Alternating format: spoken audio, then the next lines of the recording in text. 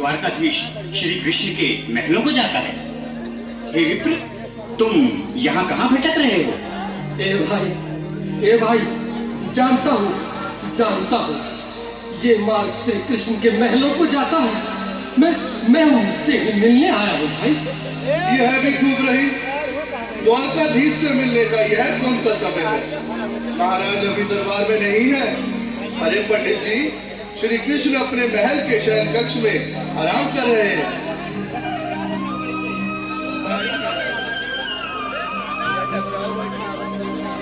देखो देखो ये गरीबी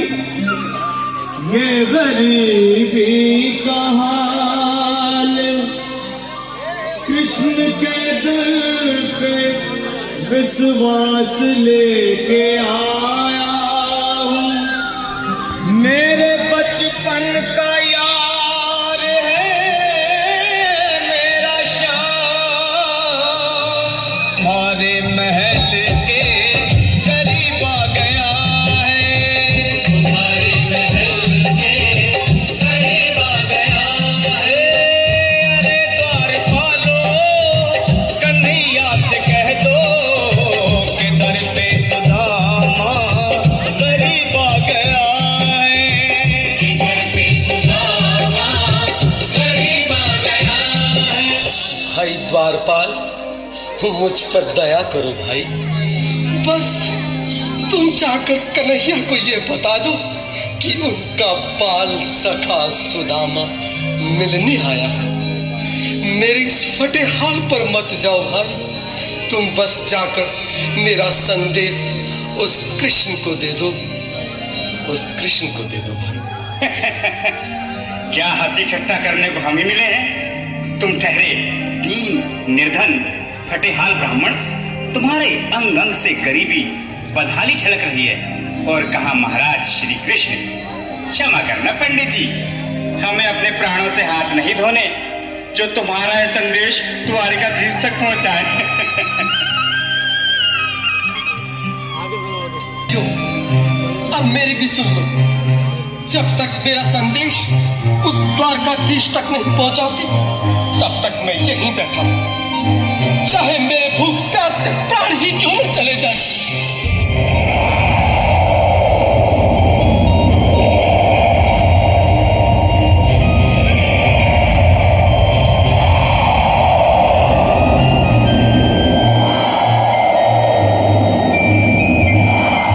अरे साथी, यह ब्राह्मण तो बहुत हठी है।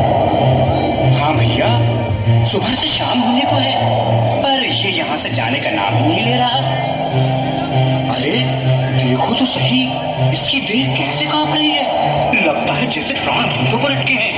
भगवान न करे अगर ब्राह्मण ने यही प्राण त्याग दिए तो। और अगर ये सच में द्वारकाधीश का मित्र हुआ तो क्या होगा भैया? सही कहते हो। अगर ब्राह्मण हत्या का पाप लग गया तो पीढ़ियां नरक भोगेंगी। अगर महाराज का मित्र हुआ तो मृत्यु दंड का भय है। अपनी आने वाली पीढ़ियों को नरक में डालने से तो ये संदेश पहुंचाना ही ज्यादा अच्छा है। क्यों ना महाराज का संदेश पहुंचा दें? ऐसे करो, तुम जाओ भैया।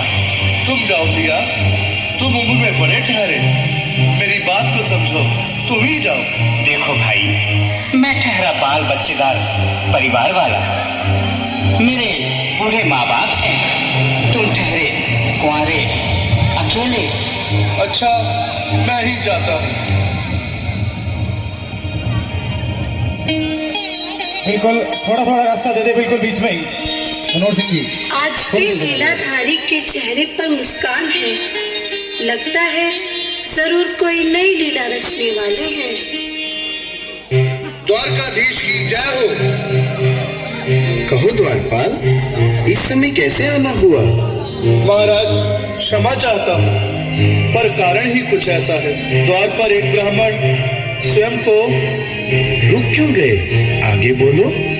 द्वार पर एक गरीब ब्राह्मण स्वयं को आपका मित्र बताता है, आपसे मिलना चाहता है। अपना नाम सुदामा बताता है।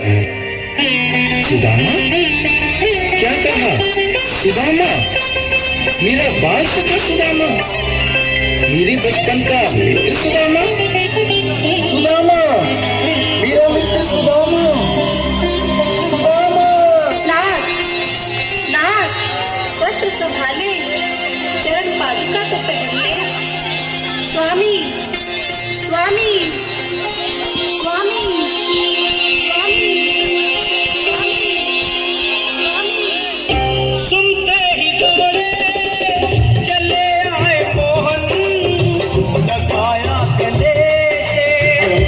बिल्कुल मीठी मीठी ताली के साथ में मनोरम दृश्य के लिए जो कि बाल सखा से मिले साक्षात कृष्ण भगवान आए हैं।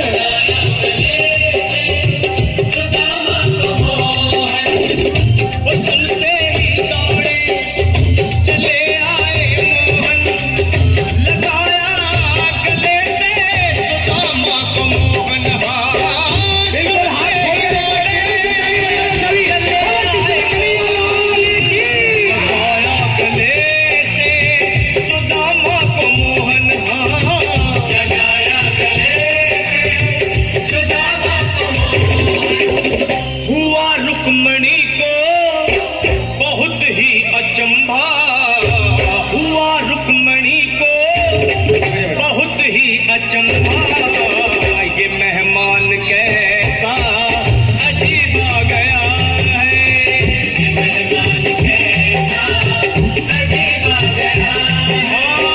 हुआ रुक्मणी को बहुत ही अचंभा, ये मेहमान कैसा अजीब आ गया है, ये मेहमान कैसा अजीब आ गया है।